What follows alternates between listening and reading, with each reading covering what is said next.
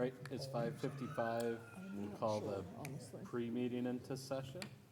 So the normal town moderator is on vacation this week, so we need to appoint a moderator for our informational session tonight. Everett Hammond has agreed to be our moderator. Is there a motion to appoint Mr. Hammond? So moved. You made the motion. Is there a second? Second. Steve seconded. Any discussion around that? All those in favor? Aye. Aye. Aye. Unanimous. Right, is there a motion to adjourn to go into our informational session? So moved. Steve made the motion. Is there a second? Second. All those in favor? Aye. Aye. So we'll reconvene at 6 for the informational session.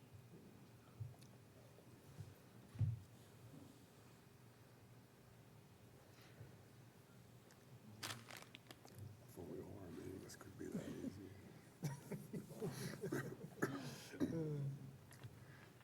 Hey, D. Should have made it 5:58. 3 here. Maybe somebody else was going to be here who wanted to be a moderator. If we can't the moderator, I am. You're hired. Congratulations, or He's condolences. on his Thank break. you. He's- Sure, no problem. He gave me his vacation dates, and then Julie was like, Thank you for all being here. Thursday. But Sir, can you make this short? What's that? Can you make this short? Oh, yeah, it's pretty short. his part's short. I know. Dr. Burrow sent me a script. I modified a little bit, but it's still pretty short. Is that why everything's blank?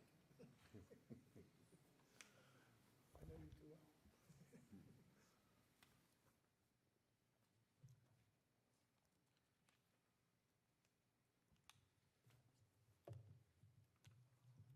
Where'd you go, Jamaica?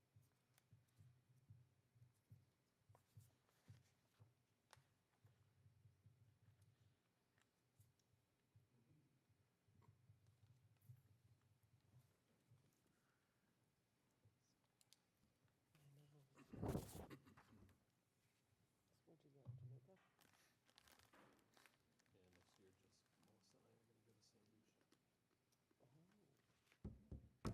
St. Lucia.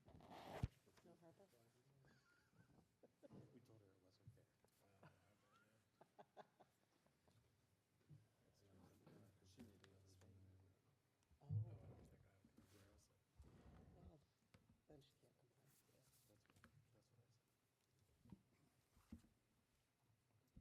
And the first time you start taking trips without different kids, they do it. Is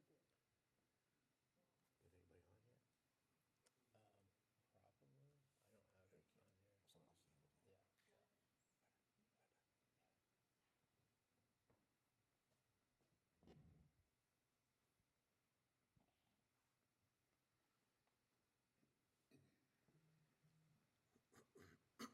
I don't have it on here. Someone else is on it. Yeah.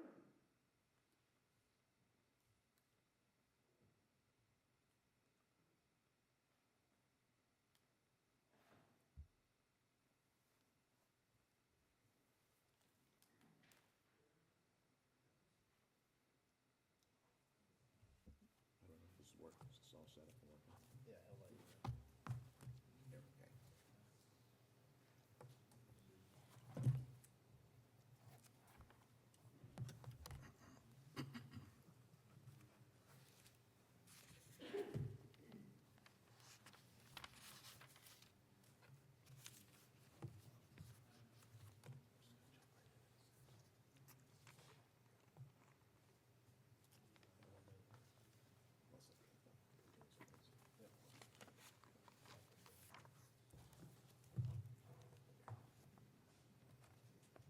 All right, I'm sure that's now.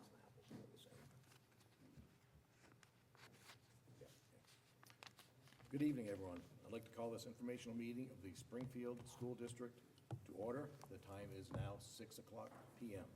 Eastern Standard Time. My name is Everett Hammond, and I'm serving as a moderator for tonight's meeting. Thank you for taking the time to be here, whether you are joining us in person, by phone, or watching live stream. Please note that in accordance to Vermont's open meeting law, tonight's meeting is being recorded and broadcasted by SAPA TV, live, correct? Okay. Let us please stand for the Pledge of Allegiance.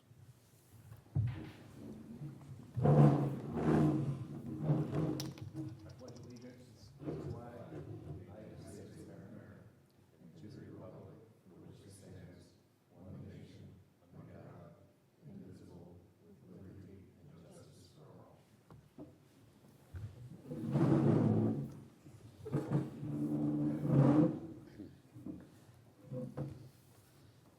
Before we begin, I would like the school board and administrators to join me at the front tables here to introduce themselves.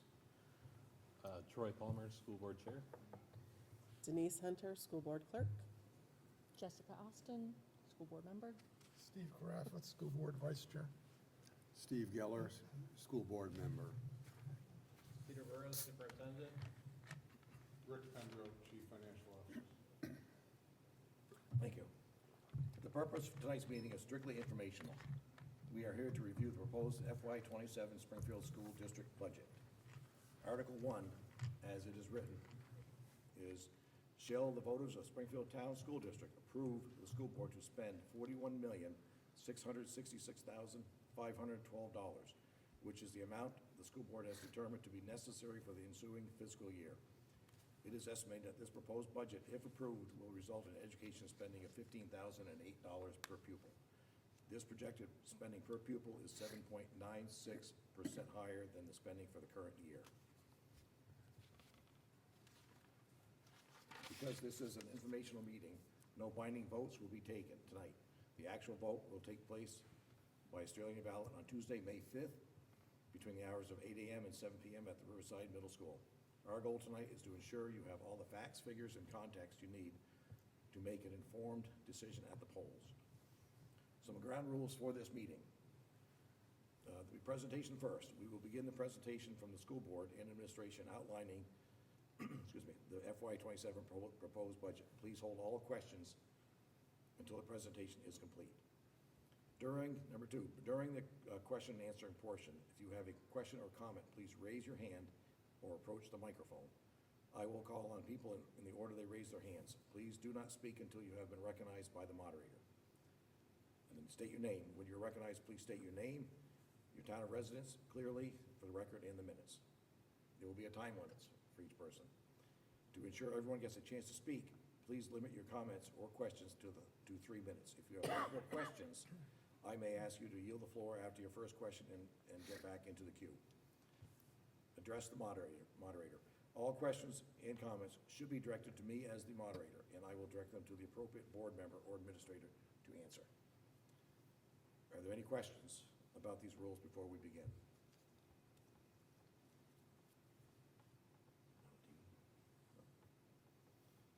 Seeing none, I will now turn the floor over to Board Chair Troy Palmer. Thank you, Mr. Moderator. I will in turn turn it over to our superintendent, Dr. Peter Burrows, to give the presentation. Great, thank you. Good evening. I'm going to share the main kind of objective in my presentation tonight is going to be sharing the changes we made from our first version of the budget to the current budget that we are presenting to you, and that is being voted on May 5th, and talk a little bit about some of the kind of the framework and the work that we did collectively as an administrative team to listen to the community, to hold on to the things that we felt were really important, connected to all of the work that we have shared through our strategic planning process, through our action planning, et cetera. I will be asking Martin, as our Director of Curriculum, to come up at one point in my presentation to share a little bit about our literacy work, which is a big part of what this budget supports, and happy to answer any questions that community members may have about the budget, the process, or the why behind this budget. So can I get my presentation there?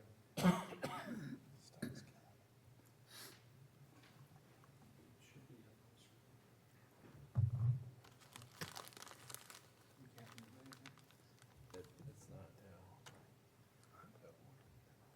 present on their.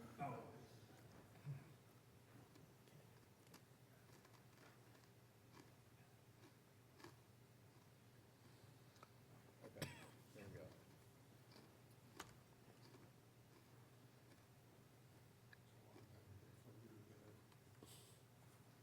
This is glacial slide changing. Can you just advance it when I say advance? You swipe. Take this over there.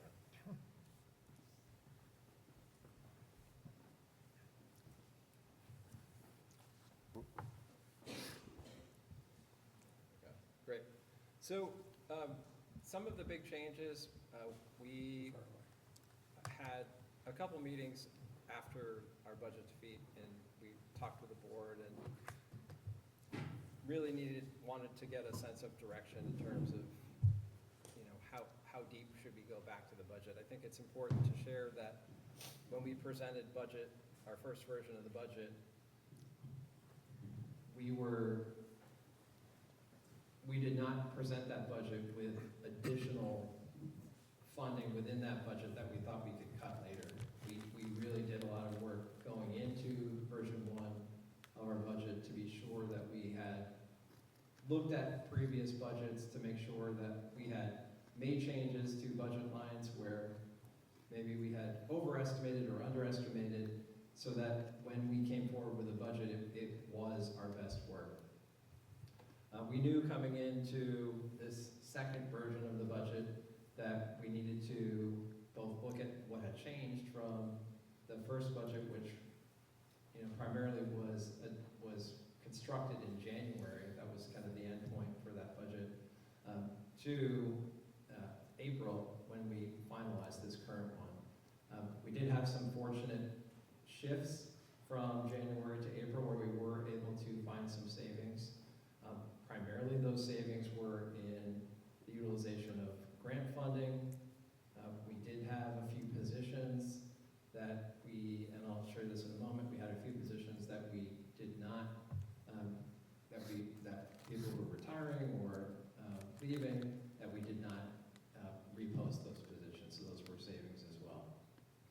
So our total, after doing all of that work, and I'll show a little bit more of that in the next slides, was a decrease from the first version to the second version in local spending of $367,000. So that ultimately, next slide,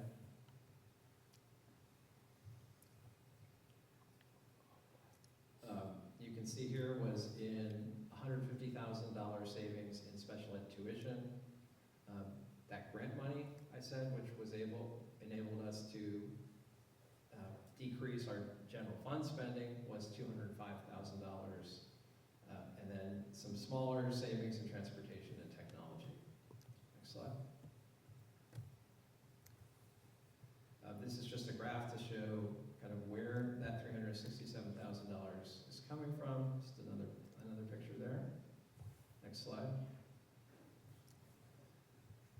We had a lot of staffing shifts. This happens every year.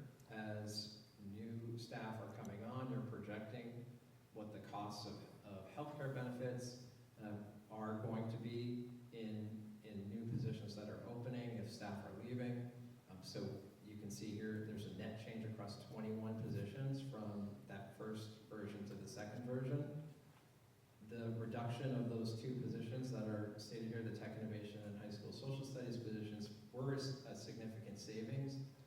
However, the changes primarily to healthcare benefits to employees who are leaving and hiring new employees.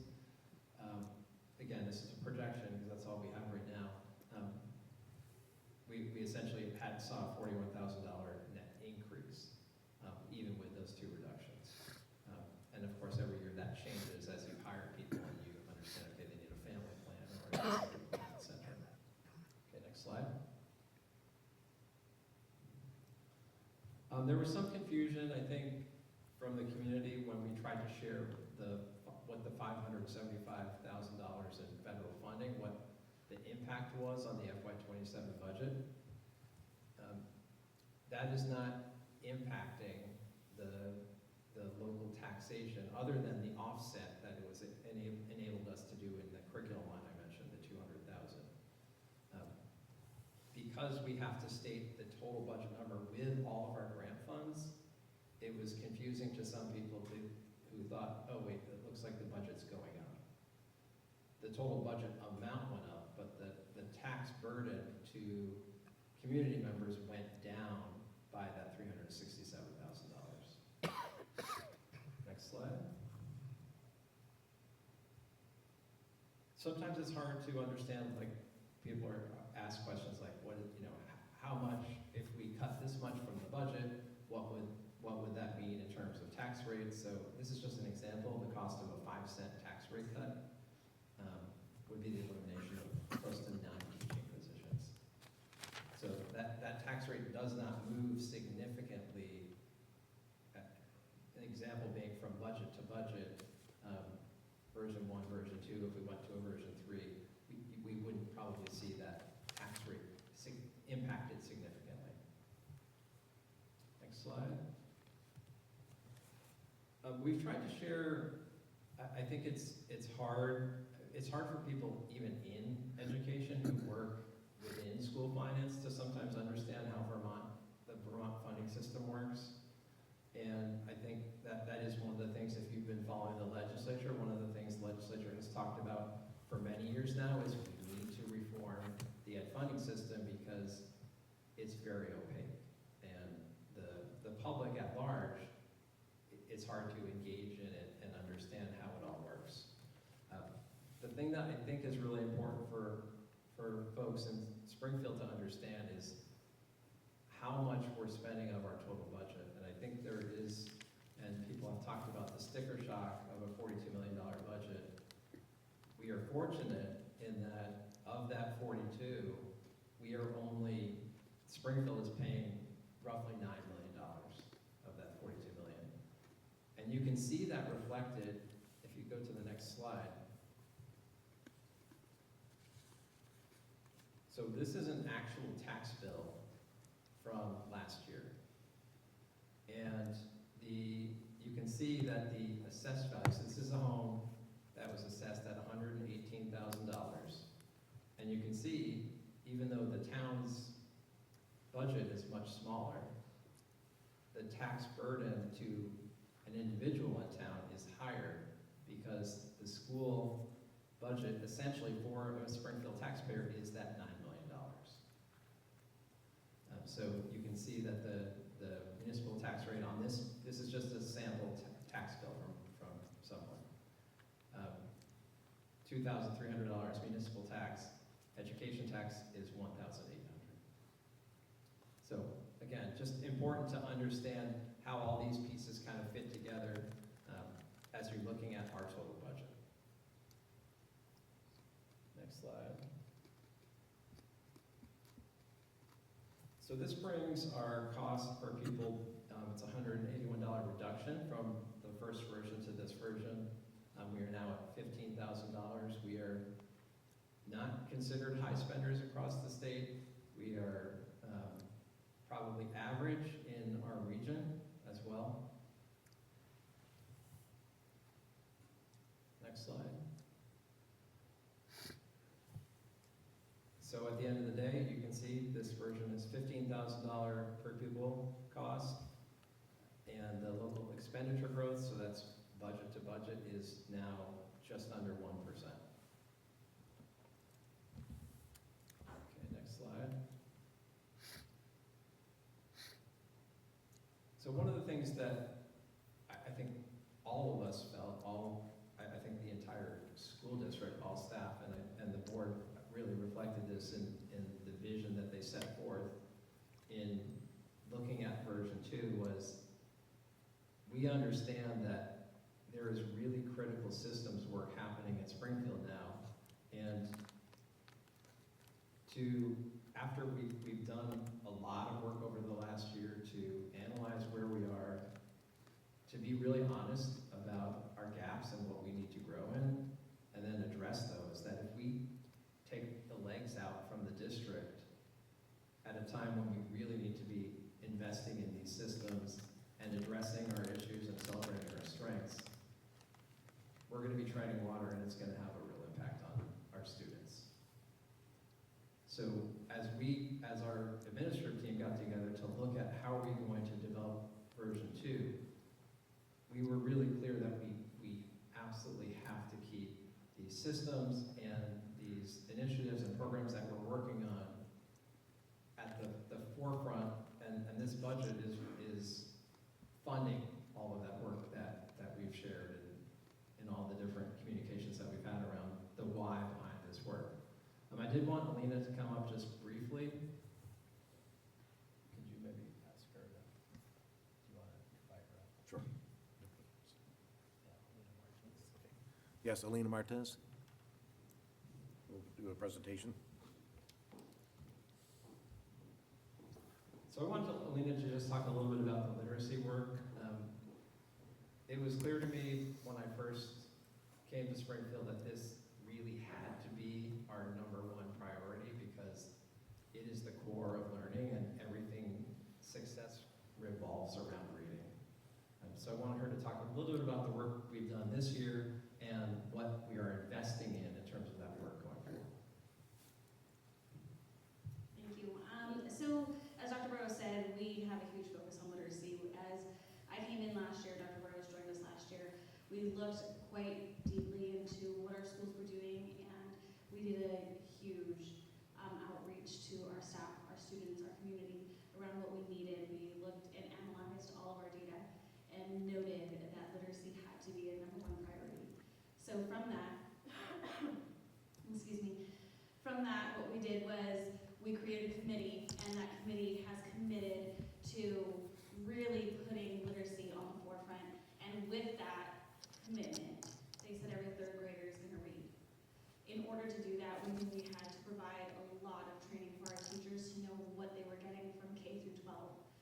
We did not want to just address our foundational pre-K, K1, 2 students that had all of the phonics that they needed. We wanted to see who our students were coming to high school, and we wanted to ensure that they were also being addressed. So all 4 of our principals have committed to ensuring that the teachers know what foundational skills and how to address our students as they come in. This is a 3-year-long commitment to do this training. So that in itself is a huge hurdle, right? On top of that, we also recognize that our programming was varied in all the buildings and even throughout the classrooms. So the next piece was bringing in a program that could align all of our teachers, create some common language, and our next steps are finally taking those pilots of SEDOS and EL education through Open Up Resources and deciding which one we're going to use. And then we have some lofty goals after that. You know, with not only aligning the programming, doing quite a bit of training for teachers just on how to use the program, and then common assessments and PLCs and some real deep dives into data on how we're addressing every need so all of our students are ready. Thank you. Final slide.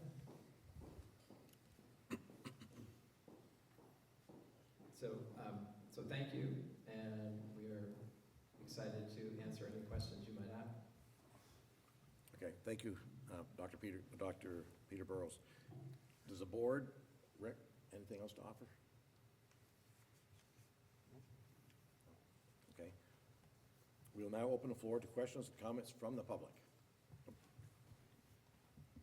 Please state one more thing. As a reminder, please step up to the microphone. Thank you. Wait to be recognized, state your name and address, and limit your initial questions to 3 minutes. Hi, Dr. Henson. I have a child in high school, and I live in Springfield, and I'm not sure if I remember everything yet. I think the part that I'm struggling with understanding is you are all teachers are working in this environment. You are saying that we have a problem of literacy, but I think I would like to understand what the problem is and start from the very beginning.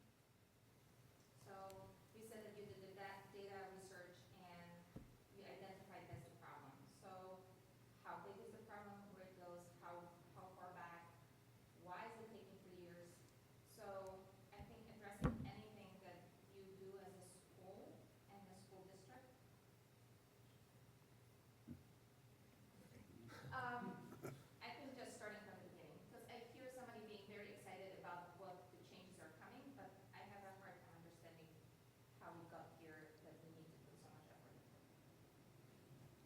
Thank you. Dr. Burrows? Right. So one of the things, I guess I would start by saying how we got here was not dissimilar to a lot of districts that begin ardently with initiatives, not just on literacy, but it could be about math, it could be about anything. And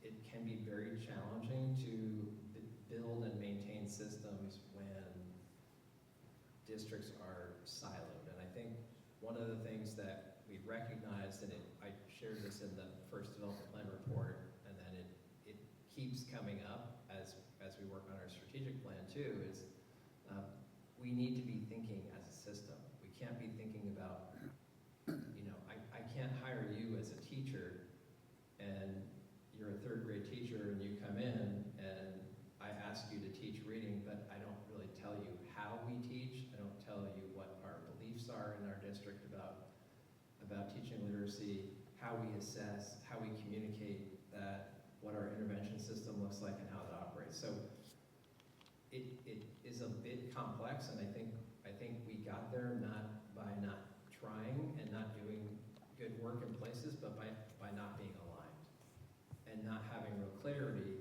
around what our reading system was. So I think everyone recognizes that. People have talked, when I first got here, people pointed to this as one of the big things we really needed to work on. In terms of how long it takes to get there, there's so much research on reading. And if you've been following education over the last 5 years, the science of reading during COVID was this massive tidal wave that really shifted people's thinking around literacy. So out of COVID, most districts pretty much double down on the science of reading. What we are doing right now is, as Alina shared, we are making sure that we're not just buying products and blindly putting initiatives in, but that we're building understanding among all of our staff and building a system that any new teacher coming in understands, so that the work we do doesn't just kind of float away. If Alina's not here or someone else is not here, that work doesn't just go away, but it becomes part of the fabric of the district.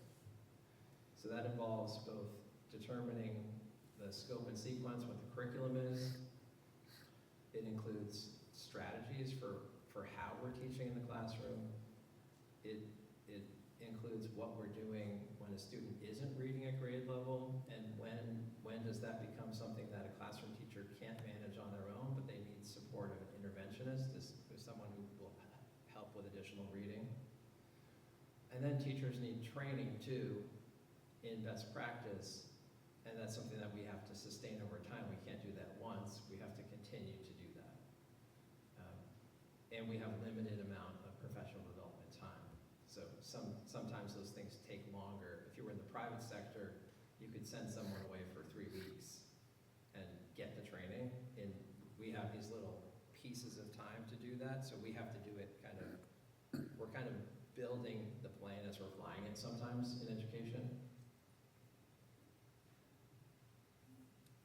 Does that answer your question? Okay. Open up the floor.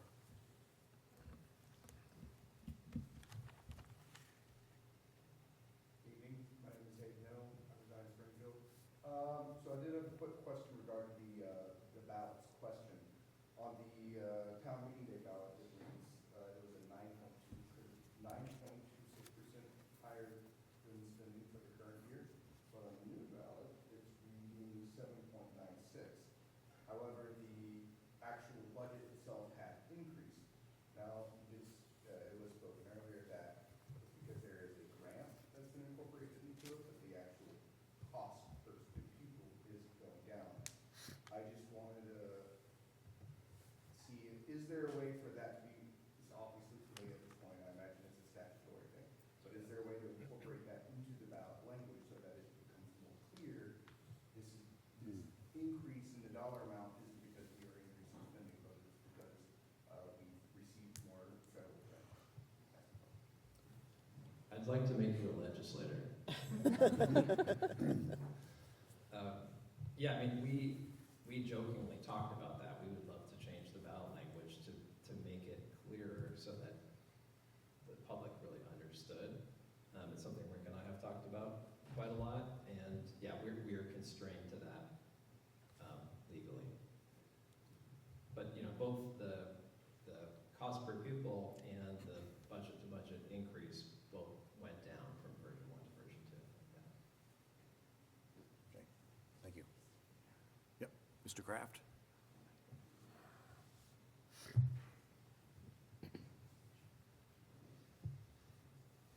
Thank you, Mr. Rather. My question is about the federal funding. Is it one time only? Is it restricted to specific purposes? And how is the district going to spend that money this year and going forward if it goes beyond this year? Great, thank you. So this funding is for 3 years. So this is year 1 of 3 years. The constraints around this spending are it has to be instructionally focused to support improvement in areas that we have been identified by the state as needing improvement in. And these aren't surprises, these are things that we've been talking about and needing to build systems around. So we are working right now, we haven't allocated all $575,000 for next year, and it's 3 schools, it's not 4 schools. The high school didn't receive the funding, so 3 of our 4 schools received that funding. We've only allocated that 200 or so to the curriculum costs to offset for this version. So we still have you know, $375,000 left to allocate. We want to make sure that our process for doing that is aligned to all of the work that we're identifying, and that we're not just looking at trying to fix a problem by hiring a staff member, for example, which in my experience in education, one of the things that happens frequently is there's an issue or a problem, and we hire someone with a certain title to fix that problem.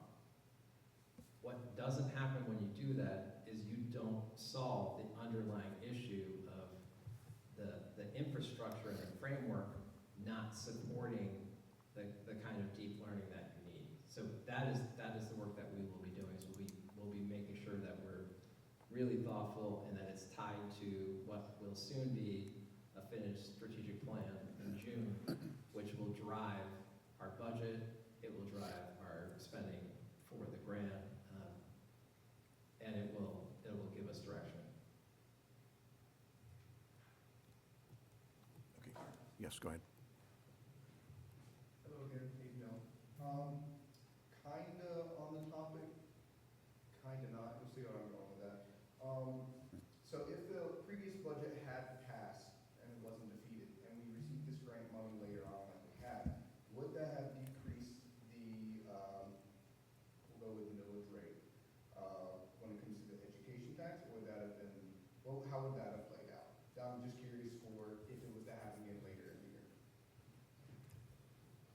So we wouldn't have offset because we would have already allocated those general funds to the curriculum training and curriculum work that we had identified. It wouldn't have offset that. We would have had that full amount, and we would have done the same work that we're currently doing to figure out how we're going to utilize that. There could be a potential to offset other general fund spending, so that's a possibility. I think the intention from the state is to provide additional resource to really get at some of these issues. And yeah, so it's a good question, but this is more like a point in time type of thing. Yeah. Thank you. Any further questions? Possibly online, on the phone?